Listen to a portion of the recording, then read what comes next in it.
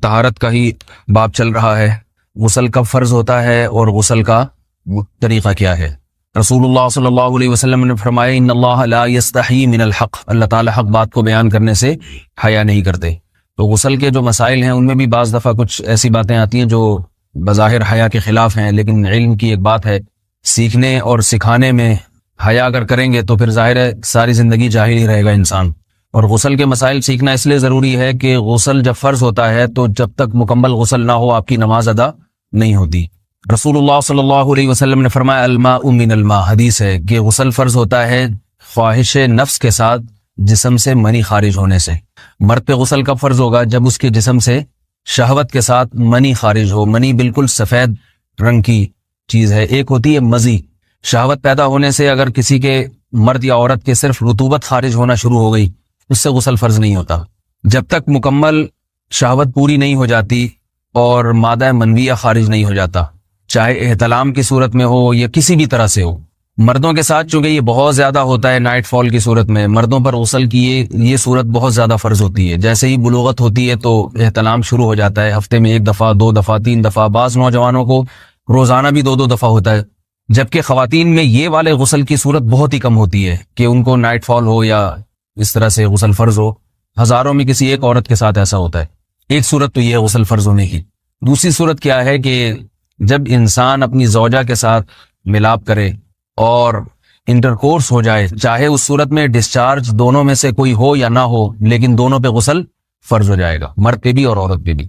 یہ تو مردوں کے غسل کے فرض ہونے کا ہے۔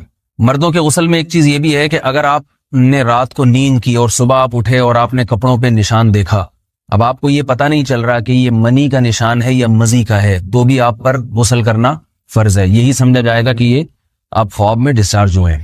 عورت پر جو غسل فرض ہوتا ہے ایک اور صورت میں ہوتا ہے کہ جب خواتین کو ایام آنا بند ہو جاتے ہیں، حیض یا نفاس سے جب پاک ہو جائیں تو بھی ان پہ غسل فرض ہے۔ یہ تو غسل کی فرضیت سے متعلق احکام تھے۔ کچھ چیزیں ایسی ہیں جن میں غسل سنت ہے، فرض نہیں ہے۔ جمعہ کے دن غسل کرنا رسول اللہ صلی اللہ علیہ وسلم نے بہت زیادہ تاکید کی ہے۔ سنت کی 2 قسمیں ہیں، سنت مؤکدہ اور سنت غیر مؤکدہ۔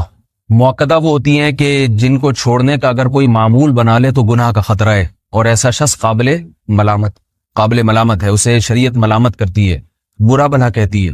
تو غسل سنت مؤکدہ ہے، ہفتے میں 1 مرتبہ، چاہے جمعے کے دن ہو یا کسی بھی دن ہو۔ جو مسلمان ہفتے میں 1 دفعہ بھی نہیں نہاتا، وہ کتنا ہی نیٹ کلین ہو، مگر شریعت کی نظر میں وہ قابل ملامت ہے، اسے تانے دینے چاہیے کہ شرم نہیں آتی ہو مسلمان مگر رہتے ہو بھنگیوں اور چماروں کی طرح۔ ملامت تو اسی کو کہتے ہیں نا۔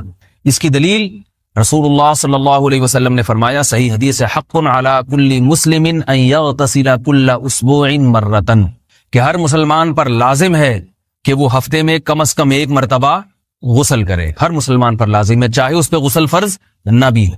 اور کس دن بہتر ہے؟ جمعہ کے دن۔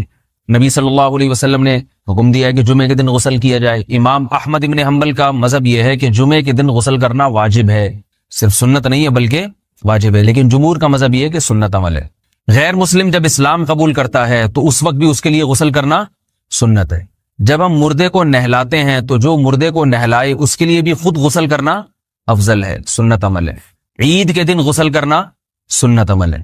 تو یہ وہ تمام مواقع ہیں جن میں غسل کرنا رسول اللہ صلی اللہ علیہ وسلم کی سنت ہے۔ غسل کا طریقہ کیا ہے؟ غسل میں 3 چیزیں فرض ہیں، منہ بھر کے قلی کرنا، ناک میں پانی ڈالنا کہ ناک کی جو نرم جگہ ہے یہ اچھی طرح تر ہو جائے، اور پورے جسم پہ 1 مرتبہ پانی بہا دینا کہ جسم میں بال کے برابر جگہ بھی خشک نہ رہے۔ یہ تو ہے فرض، یعنی یہ کام کسی نے کسی بھی طرح سے کر لیا تو غسل ادا ہو جائے گا، چاہے اس کی نیت غسل کی تھی یا نہیں تھی۔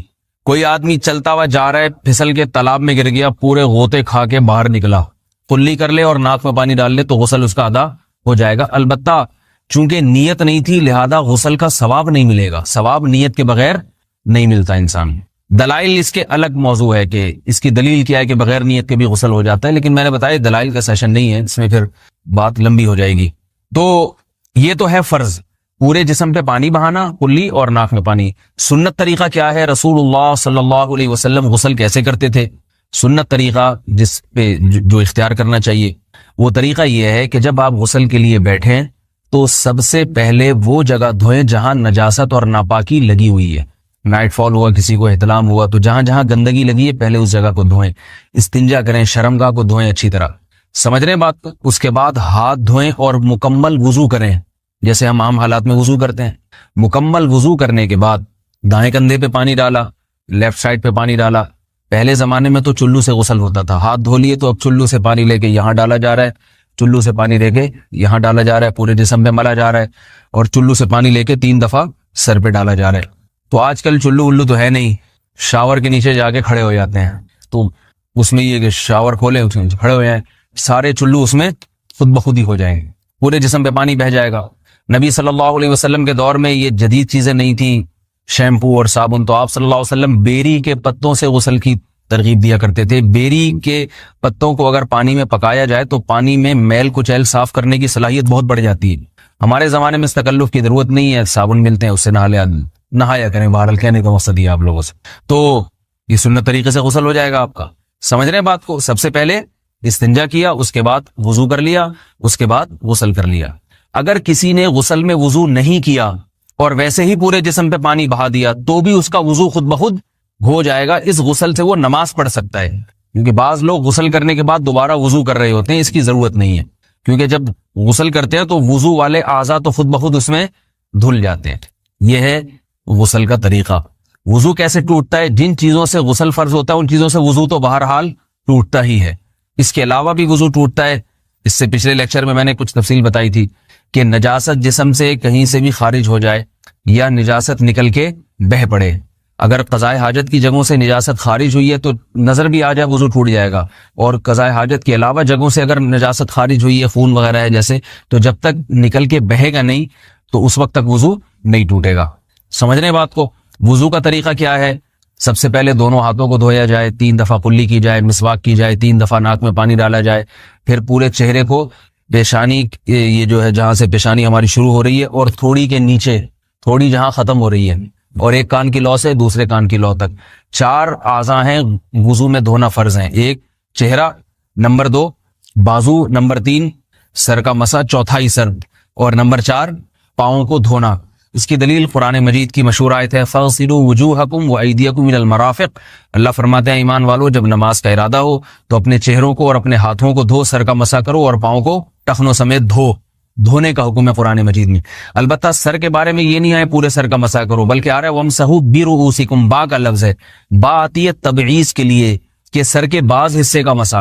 اب بعض حصے کا قرآن حدیث میں کہیں تذکرہ نہیں ہے, تو اس میں فقہاء کرام کے اجتہادات ہیں. امام شافعی فرماتے ہیں تھوڑا سا بھی ٹچ کر لیا سر کو ہو جائے گا. امام ابو حنیفہ فرماتے ہیں نہیں, کم از کم 1/4 کا ہونا ضروری ہے. سب کے اپنے اپنے دلائل ہیں, ان دلائل میں نہیں جاتا. فقہ حنفی کو جو فالو کرنے والے ہیں تو ان کو چاہیے کم از کم 1/4 سر کا مسا, یہ فرض ہونے کے لیے ضروری. مگر سنت کیا ہے؟ پورے سر کا مسا. نبی صلی اللہ علیہ وسلم دونوں ہاتھوں کو بھگو کے پورے سر کا مسا کرتے تھے ایسے. سمجھ رہے بات کو؟ اور مسا کے جو یہ ٹیکنیکل طریقے ہیں کہ آپ یوں پہلے انگلی بنائیں, پھر یوں لے کر جائیں, پھر یوں گھما کے